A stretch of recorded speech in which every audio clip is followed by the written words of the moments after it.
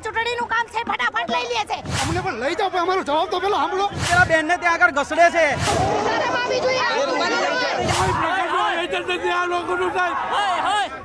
કોઈને ઢસડવામાં આવી રહ્યા છે,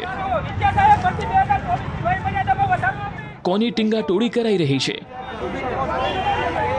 પોલીસ સાથેના ઘર્ષણમાં કપડાં પણ ફાટી ગયા છે। ઉગ્ર આંદોલનના આ દ્રશ્યો ગાંધીનગરના છે, જ્યાં ટેટ ટાટ પાસ કરીને બેઠેલા ઉમેદવારોએ ભરતીની માંગ સાથે વિરોધ નોંધાવ્યો। ઉમેદવારોનો આરોપ છે કે સરકાર જાહેરાત તો કરે છે, પરંતુ ભરતી કરતી નથી। આ દરમિયાન અનેક યુવક યુવતીઓ રડી પડ્યા। સાહેબ 18,000 જગ્યા ખાલી છે, 1 થી 5 માં 5,000 ની ભરતી કરે છે, બાકીના 13,000 શિક્ષકોને કરવું। 2012 થી અમે 2012 થી પીટીસી કરી 14 વર્ષથી અમે પ્રાઇવેટ સ્કૂલમાં નોકરી કરી સાઈઠા છે। કોઈ પ્રકારનું આયોજન નથી આ લોકોનું સાહેબ। પત્ર એકદમ રદ્દી કરી નાખ્યા છે। અમારે યાર પ્રાઇવેટ સ્કૂલમાં કોઈ ઠેકાણા નથી, પગાર ધોરણનું કઈ ઠેકાણું નથી કરેલું, શિક્ષણમાં કઈ એટલે કઈ ઠેકાણું નથી કર્યું।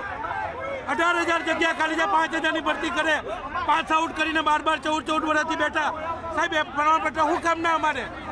છેલ્લા 2 વર્ષથી ભરતી પ્રક્રિયા ચાલી રહી છે, વાયદા પર વાયદા આપે છે, પણ અમને વાયદા સિવાય ગાંધીનગરમાં આવવાનું અમને મન નહીં થતું। પોલીસની આ અટકાયતને તમે શું કહેશો? બસ એ આ તાનાશાહી કહેવાય, બરાબર। તાનાશાહી સિવાય કશું નહીં। પેલા બેનને ત્યાં આગળ ઘસડે છે, ઘસડી નાખ્યા ત્યાં સુધી।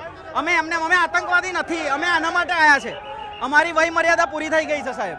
સાંભળતા નહીં, અને દર વખતે અમને લઈ જાઓ, અમને પણ લઈ જાઓ, અમારો જવાબ તો પેલા સાંભળો। અમારો પેલા જવાબ તો સાંભળો, એમ પેલા અમારો જવાબ સાંભળો પછી લઈ જાઓ। હાલ આપ જે જોઈ શકો છો કે જે પણ ઉમેદવારો જે છે તેઓને જે અટકાયત આ પ્રકારે કરવામાં આવી રહી છે, અને જે ઉમેદવારો જે છે તેઓ જગ્યા વધારો, જગ્યા વધારો, જગ્યા વધારો, જગ્યા વધારો, જગ્યા વધારો, શિક્ષણ સુધારો, જગ્યા વધારો, શિક્ષણ સુધારો। 20,000 જેટલી જગ્યા ખાલી છે 1 થી 5 માં। અત્યારે આપ જોઈ શકો છો કે ટીંગા ટોળી કરી અને ઉમેદવારોને જે છે તે અટકાયત કરવામાં આવી રહી છે। પોલીસ ક્યાંક ને ક્યાંક જે છે તે બળ પ્રયોગ કરતી હોય તે પ્રકારના દ્રશ્યો અને ખેંચતાણના દ્રશ્યો જે છે એ દ્રશ્યો, ઝપાઝપીના દ્રશ્યો જે છે તે જોવા મળી રહ્યા છે, અને ઉમેદવારોની જે છે બળપૂર્વક અટકાયત કરવામાં આવી રહી છે। હાલ આપ જે આ દ્રશ્ય જોઈ શકો છો કે હવે ક્યાંક ને ક્યાંક આ આંદોલન જે છે, વિરોધ પ્રદર્શન અને આંદોલન જે છે તે ઉગ્ર બની રહ્યું છે, અને ઉમેદવારોની ટીંગાટોળી કરી અને અટકાયત કરવામાં આવી રહી છે।